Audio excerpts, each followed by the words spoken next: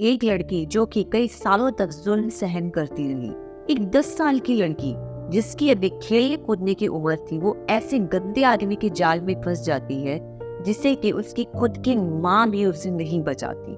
मार्च 2020 की ये कहानी है।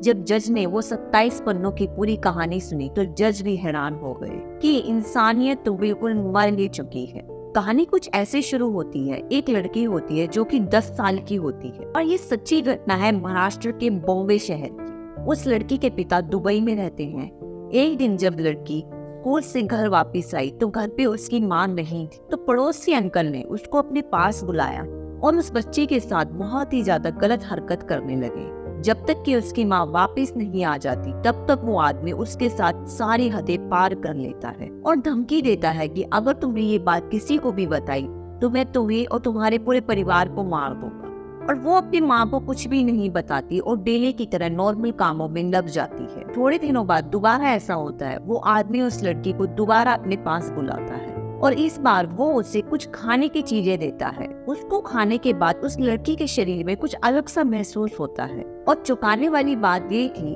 कि इस बार उस लड़की ने इस गलत काम का बिल्कुल भी विरोध नहीं किया। इस बार उस आदमी ने इस लड़की को ऐसी गोलियां दी जिससे कि उस लड़की के शरीर में सेक्स की क्यूरियोसिटी बहुत ज्यादा बढ़ गई। उसके शरीर के सारे हार्मोन्स खराब हो गए।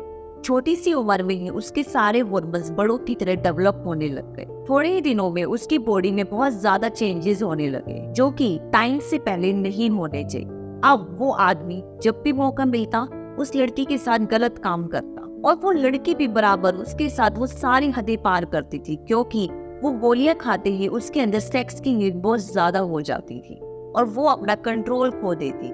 ऐसे ही सालों बीत जाते हैं पर ना जाने वो आदमी कितनी बार और कितनी तरीके से उसके साथ गलत हरकतें करता है। आके गोलियां खाने से उस लड़की को एक बीमारी हो जाती है और इस बीमारी का नाम है नीफोफेनिया। इस बीमारी में बॉडी के हार्मोन्स टाइम से पहले तो बढ़ते ही हैं, साथ में सेक्स की लत लग जाती है। आने वाले टाइम में उन गोलियों का इतना ज्यादा असर हो जाता है कि अब वो लड़की खुद इंतजार करती है कि वो आदमी कब उसके साथ गलत काम करे।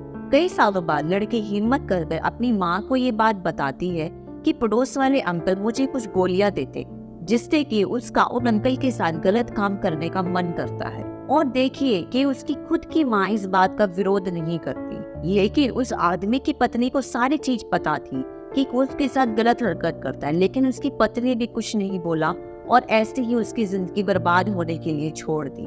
आगे जब वो लड़की 16 साल की हो जाती है तो एक दिन वो अपने घर से एक लड़के के साथ भाग जाती है।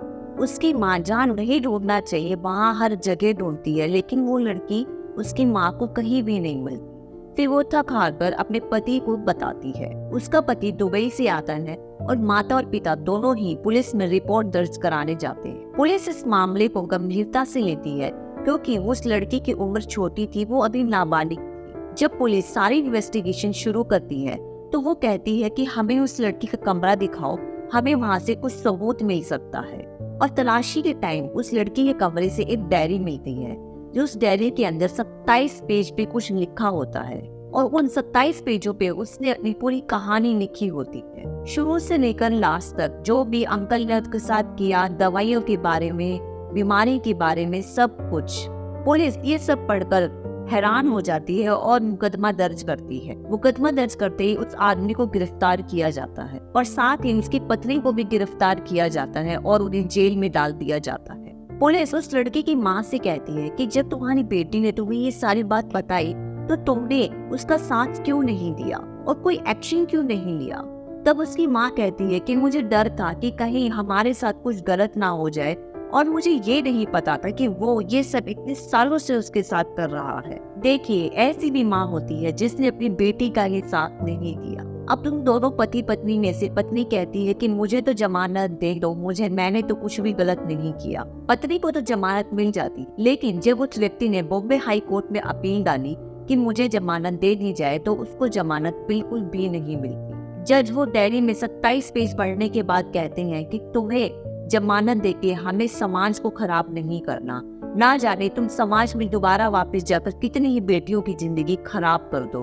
तुम्हें जमानत कभी भी नहीं मिलेगी, तुम्हें समाज में रहने का कोई भी हक नहीं है। यहीं पुलिस ने उस लड़की को ढूंढ लिया और उसका फुल बॉडी मेडिकल चेकअप कराया और ये प्रूफ हो गया कि उसके साथ सही में गलत हुआ है और उसके अंदर हार्मोन्स बढ़ाने और सेक्स डिजायर बढ़ाने की दवाइयां दी गई। जब पुलिस पूछताछ करती है तो वो लड़की कहती है कि मेरे अंदर सेक्स की डिजायर इतनी ज्यादा हो गई थी, इसी कारण मुझे उस लड़के के साथ भागना पड़ा। अभी फिलहाल उस लड़की का इलाज चल रहा है और वो आदमी जेल की सलाखों के पीछे है। इस कहानी से ये तो साफ हो गया है कि आज के टाइम में हमें और आपको अपने बच्चों का बहुत ज्यादा ध्यान रखने की जरूरत है। आज के टाइम में आप किसी अपने पर भी अंधाधुंध विश्वास नहीं कर सकते।